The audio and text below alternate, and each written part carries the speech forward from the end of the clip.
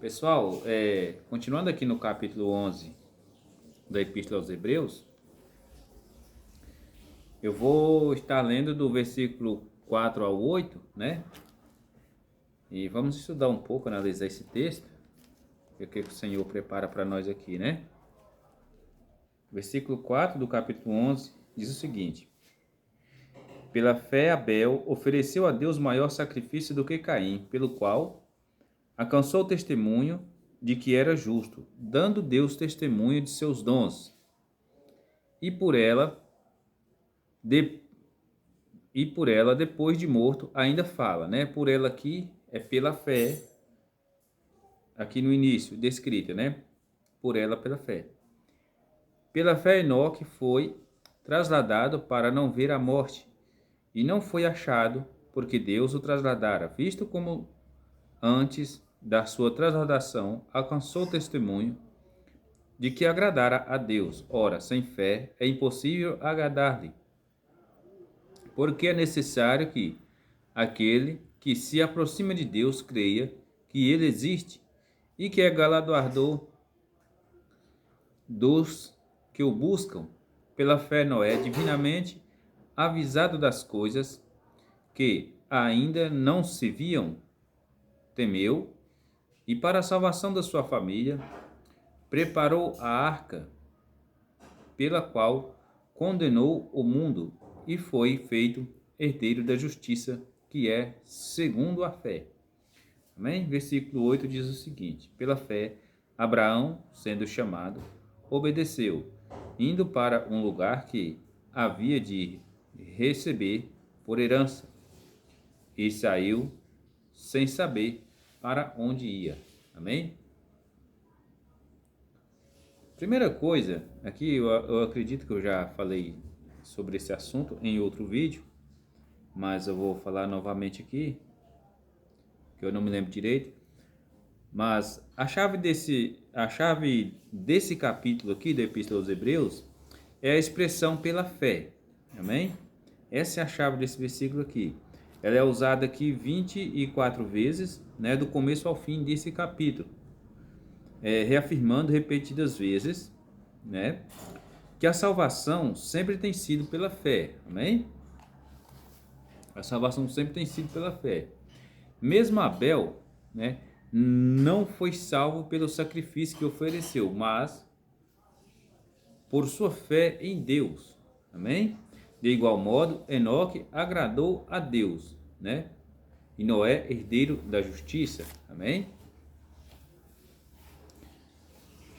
Logo mais nós falamos mais um pouco sobre o Abraão. Ok? Meus irmãos, logo de início, nós percebemos que Abel, ele foi o primeiro mártir, né, das Escrituras, né? E a palavra, né, aqui o autor aos Hebreus, ele cita, né? Ele cita que Abel ainda fala, né? E é evidente com base no uso implícito, que ele faz, né, do autor, que o autor faz de Gênesis 4:10. Amém? Vamos estar olhando aqui em Gênesis 4:10. E disse Deus: Que fizeste? A voz do sangue do teu irmão clama a mim desde a terra. Né? Que Deus entrou em conversa com Caim, né? Logo depois que Caim tinha matado Abel. Aí Deus vem e fala para ele, faz esse questionamento e diz a ele que o sangue de Abel clama a Deus desde a terra. Amém? E essa mesma palavra, o autor de Hebreus cita ela aqui no capítulo 12, no versículo 24. E a Jesus, o mediador de uma nova aliança, e ao sangue da aspersão, que fala melhor do que Abel. Amém? Aqui na parte B do versículo 24.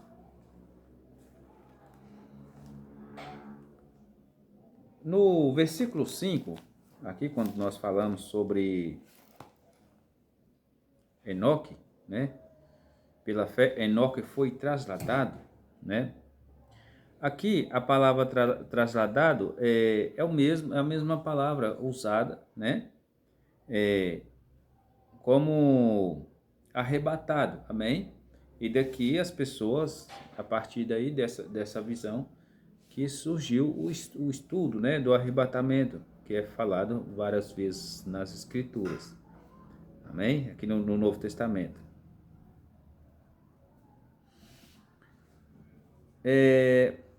O autor de Hebreus também, ele segue aqui uma interpretação, né, mais comum da época deles lá, né, uma interpretação judaica mais comum, de que, e também que era mais natural, né, de Gênesis 5, 21 ao 24, né, Deus levou Enoque vivo ao céu, né, pois ele andou com Deus, isto foi agradável ao Senhor, né. Então aqui nós entendemos que Deus se agradou dessa posição de que Enoque tinha, né, teve ali diante dele. A própria palavra nos diz aqui, né, testemunho de que agradara a Deus. Amém? Então, o que acontece? É fácil a gente encontrar pessoas, né, na real, assim, praticamente quase todo mundo que a gente conversa, quase todas as pessoas, na verdade, que a gente conversa, que é membro de alguma religião por aí, seja ela qual for, eles dizem ter Deus, amém? Então, se essa pessoa realmente tem Deus habitando dentro dela, né? Então, isso significa que se Jesus voltar hoje, essa pessoa será arrebatada, amém? Se essa pessoa está dizendo isso e se isso for realmente verdade, né? Por quê? Só que tem um problema, porque para ser verdade, tem que passar aqui pelo crivo das Escrituras, né? Jesus mesmo disse, né, que a prova de que o amor do Pai está na pessoa é porque essa pessoa guarda os mandamentos, né? E vem ele e o Pai faz morada nessa pessoa, né? Jesus fala isso claramente nos evangelhos, né? Então, meus irmãos, aí nós sabemos, sabe? A gente, é claro, se você é um leitor da Bíblia, você vai entender e vai compreender o que eu estou dizendo, né? Mas, porém, se você não for, é bom que faça um capricho de estar analisando as escrituras para ver se você realmente está em Cristo, tá bem? Versículo 6. Ora, sem fé é impossível agradar-lhe, porque é necessário que aquele que se aproxima de Deus creia que ele existe e que é galardoador, né, dos que o buscam. Amém? Aqui, nesse capítulo 6 de Hebreus, né, também nós entendemos, aqui ele faz o autor aqui, o capítulo 6, ele faz parte o versículo 6 faz parte do versículo anterior, amém?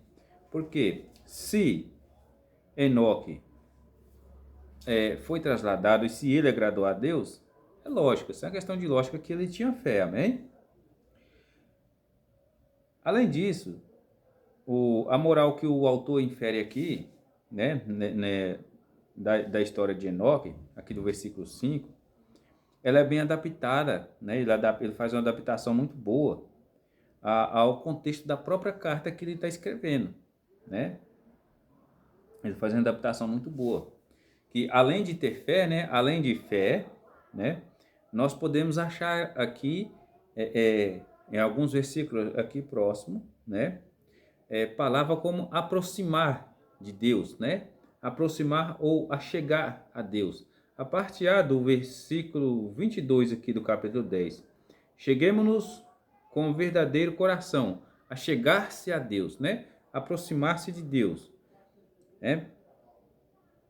E por que aproximar-se de Deus? Por causa de uma recompensa, né? O versículo 35 vai dizer o seguinte, o versículo 35 aqui, do capítulo 10, ele fala, né, sobre o versículo 35 e o versículo 26 do 11. Aí você tem uma ideia da recompensa, ó. Não rejeiteis, pois, a vossa confiança, né, que tem grande e avultado galardão. Quer dizer, você tem a recompensa. Aqui fala do galardão, é uma recompensa. Essa recompensa, né, eu não vou me aprofundar muito nisso aqui, mas as escrituras ela nos fala de dois tipos de galardão. Um galardão que a pessoa recebe aqui e o outro ela receberá no céu. Então, se você é um ministro da palavra de Deus, se você vive da pregação do evangelho, se você cobra para pregar essas coisas assim, o seu galardão você está recebendo ele aqui. Amém? Esse é o galardão aqui. Você não, provavelmente, muito provavelmente, você não vai ter galardão quando chegar lá. Amém?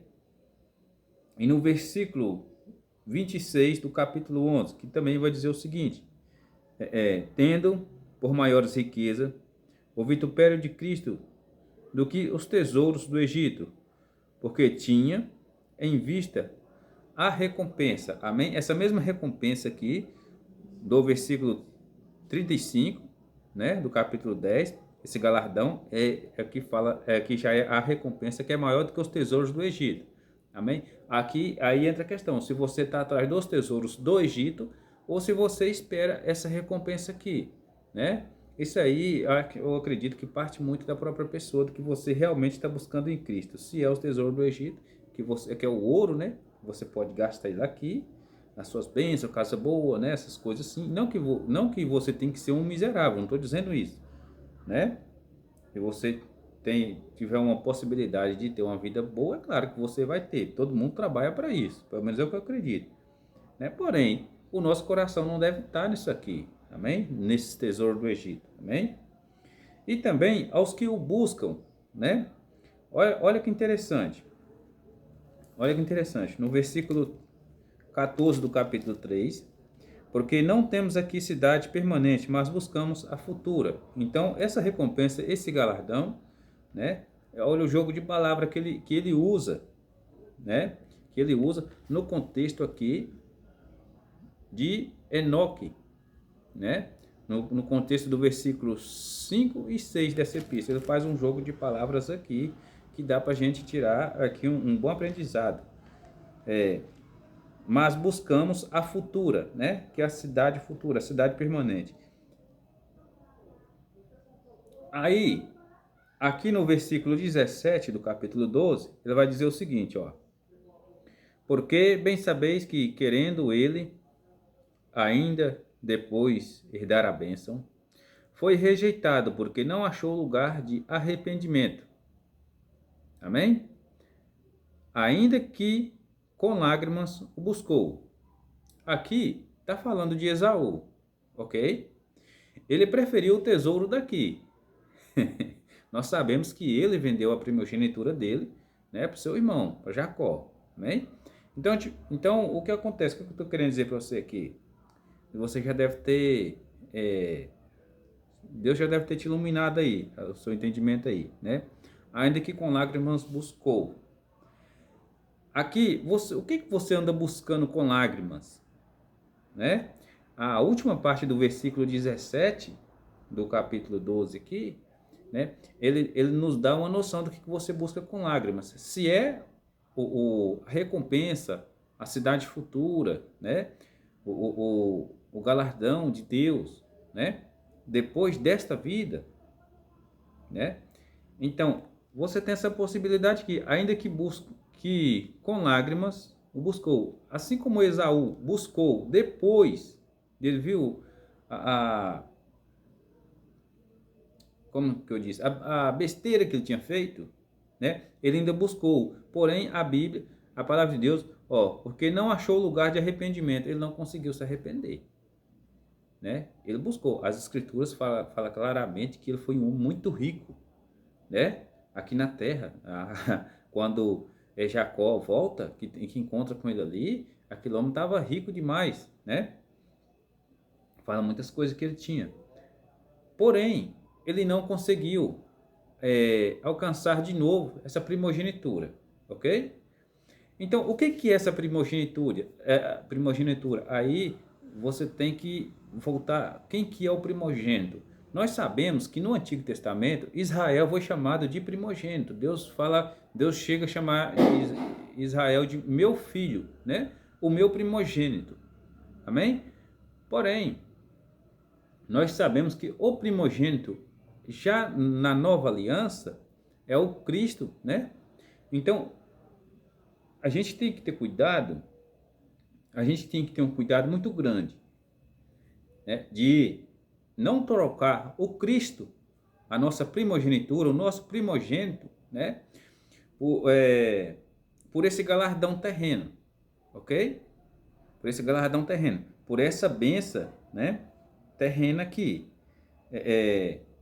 O que nós devemos realmente buscar, né? O que nós devemos realmente ter o nosso coração, qual recompensa nós queremos ter, né? Essa recompensa aqui do versículo 35 e do capítulo 10, do versículo 26 do capítulo 11, né? O que nós devemos buscar do capítulo 14, do versículo 14 do capítulo 3, perdão, e como devemos buscar no versículo 17 do capítulo 12, amém? E se devemos, aonde nós devemos nos aproximar? No versículo 22 do capítulo 10, né? Com que finalidade nós estamos aproximando de Deus para estar buscando a nossa recompensa e aonde essas recompensas que nós estamos querendo alcançar? Se é somente aqui, ou se é aqui, ou se é realmente, né, na futura, na cidade futura, porque o versículo 14 do capítulo 3 diz o seguinte: porque não temos aqui cidade permanente, nós sabemos que todos nós iremos morrer. Amém? Eu vou continuar aqui, senão o vídeo vai ficar muito extenso de novo. É porque é muita coisinha, se a gente for parar para analisar, a gente vai longe, ó. Conversa muito, amém? Versículo 7. Pela fé Noé, divinamente avisado das coisas que ainda se não viam, temeu, e para a salvação da sua família preparou a arca pela qual condenou o mundo e foi feito herdeiro da justiça,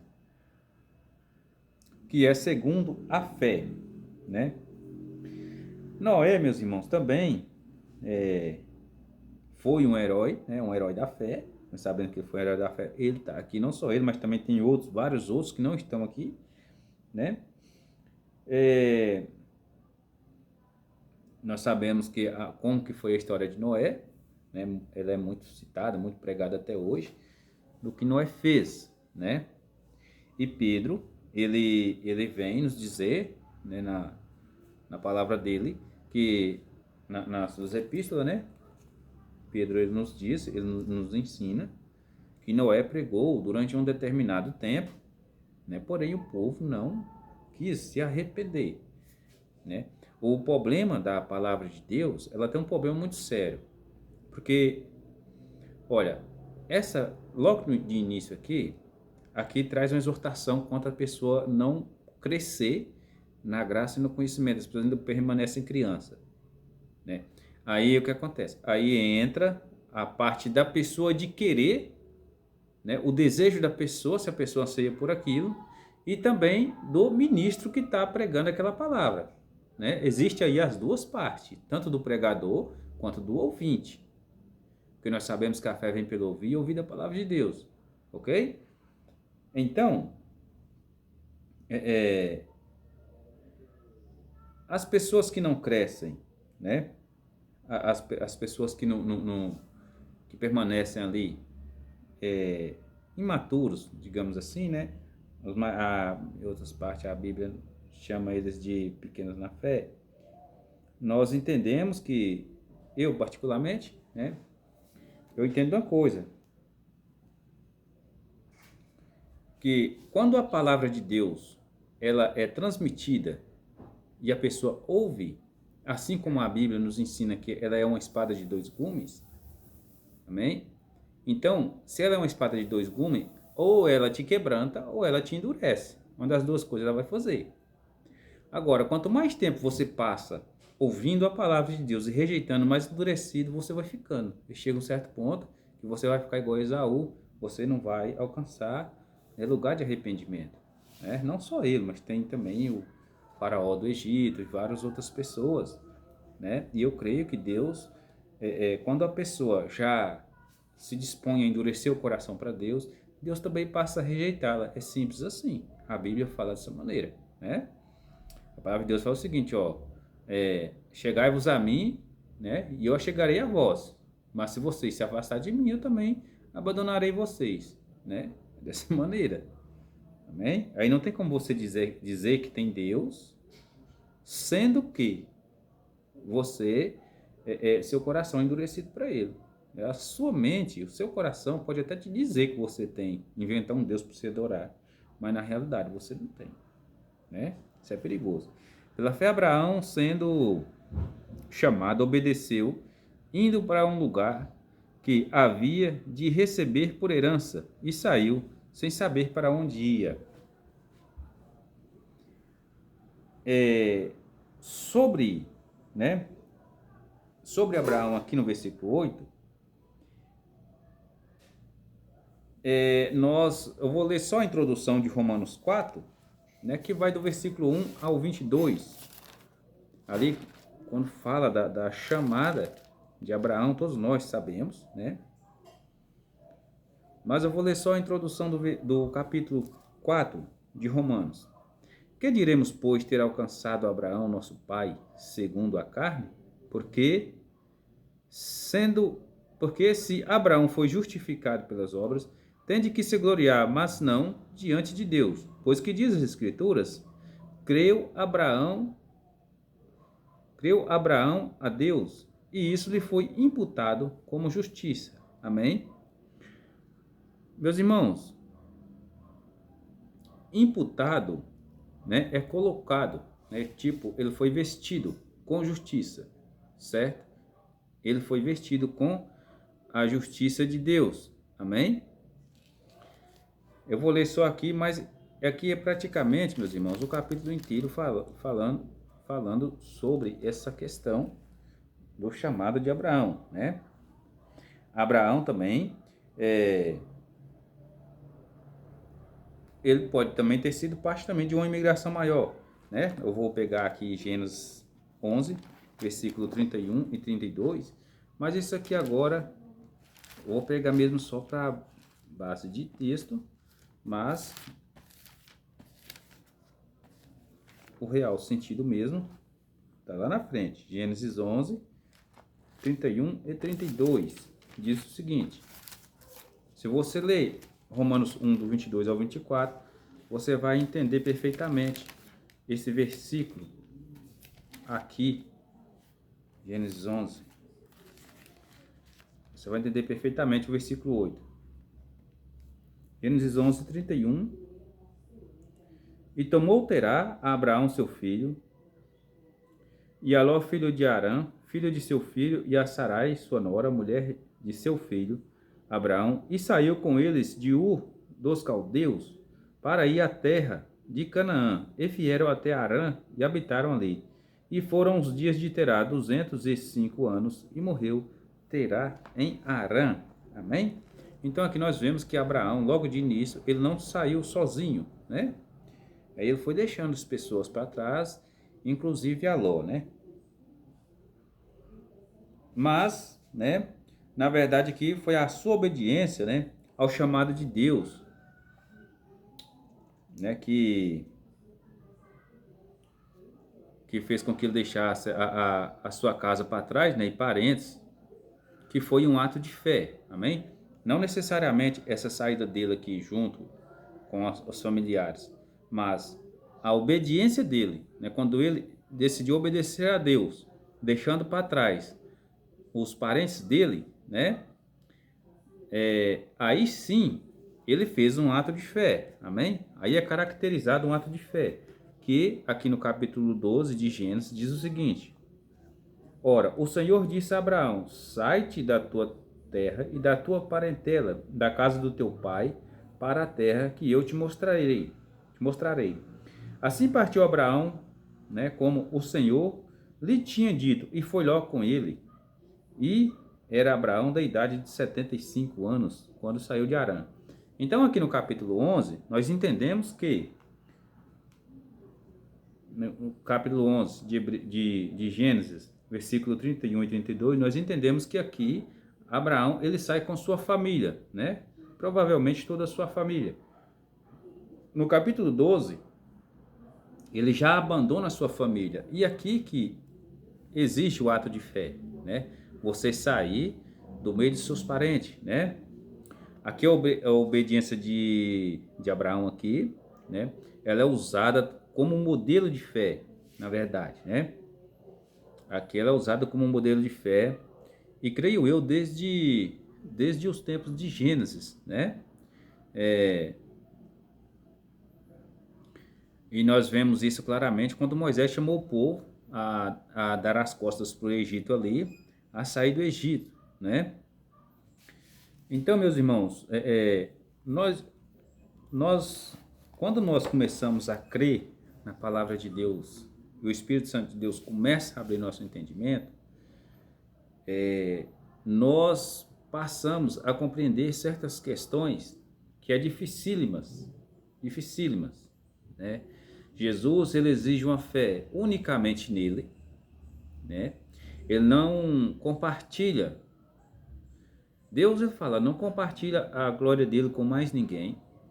Aí você pode pensar o seguinte, mas e Jesus, né? Quando falou lá, glorifica-me, Pai, né? Em João, no Evangelho de João, glorifica-me, Pai, com aquela glória que eu tinha contigo antes que o mundo existisse. Amém? O problema é que Jesus e Deus é uma pessoa só. Amém? São uma pessoa só. O Espírito Santo também, né? Ali é uma trindade, sim, a manifestação, as manifestações deles, ok? Mas nós sabemos que existe um único Deus e Pai de nós todos, né? Que foi quem ressuscitou Jesus Cristo, amém?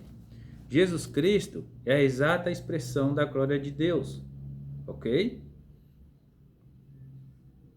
Nós entendemos, quando você estiver meditando na sua Bíblia, você estiver lendo principalmente o Novo Testamento, leia devagar, né? leia com paciência, né?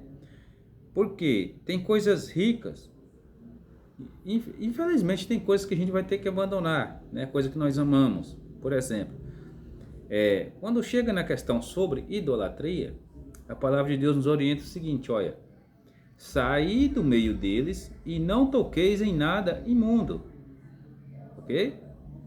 Então a Bíblia ela nos orienta essas coisas, ela nos orienta a apartar de tudo quanto é tipo de idolatria, porque todo princípio de idolatria tem um princípio demoníaco por detrás.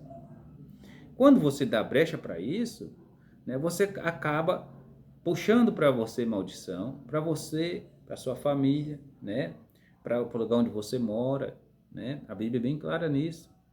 Hoje eu compreendo, eu entendo dessa maneira, que a pobreza e a miséria das nações é por causa da idolatria. Entende? Não adianta falar que não é não, porque é, gente. Porque é. Eu lembro quando, lá na minha terra, no norte de Minas, eu lembro quando lá chovia bastante, a gente produzia de tudo. Hoje, nem capim não consegue mais ter, né? Na maioria das terras não consegue ter, porque o sol é tão quente, Deus castiga a terra. Por que Deus castiga a terra? Porque o povo invoca a maldição. Entende? Então, essas são questões perigosas. No mundo espiritual, quando se parte para o mundo espiritual, nós vivemos em dimensões. Existem várias dimensões, nós vivemos em 3. Então, quando você dá espaço, a gente fala espaço, né? Mas quando você acessa uma dimensão espiritual, invocando uma entidade, uma pessoa que já morreu ou qualquer outra coisa, você está dando legalidade, mesmo você sendo um cristão, que aí parte de você dar legalidade para o diabo, entende? Aí, se você quiser que o diabo te domine em alguma parte, ele vai te dominar. Se você der brecha para ele, ele vai te dominar. Só que quando chega nesse ponto aí, Deus já se apartou de você, ok? Deus já se apartou de você. Aí, As consequências disso vêm sobre sua família, né? Vem no lugar que você mora, vem tudo quanto é área de sua vida. Esse é que é o grande problema, né? Uma das questões que a gente não, qualquer um que lê a Bíblia vai entender isso, no Antigo Testamento ali, é que é o seguinte: por causa de idolatria, Deus tirava os filhos da presença dos pais, enviava para longe, né?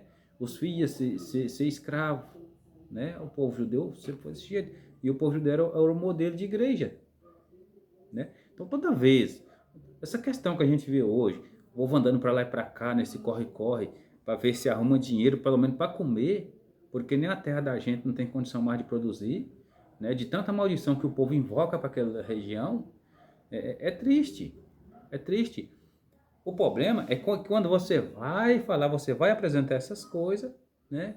Geralmente as pessoas, elas não recebem, não é verdade? Então, quando você estiver lendo sua Bíblia, atenta para esses detalhezinhos pequenos. É interessante demais, amém? A sua fé vai ficar muito bem edificada, ok? E aqui, meus irmãos, nós encerramos mais um estudo aqui, né, no versículo 8 do capítulo 11. Logo mais trarei, né, mais alguma coisa aqui do capítulo 11 de Hebreus, amém? Deus continue nos abençoando, nos dando entendimento da santa palavra dele.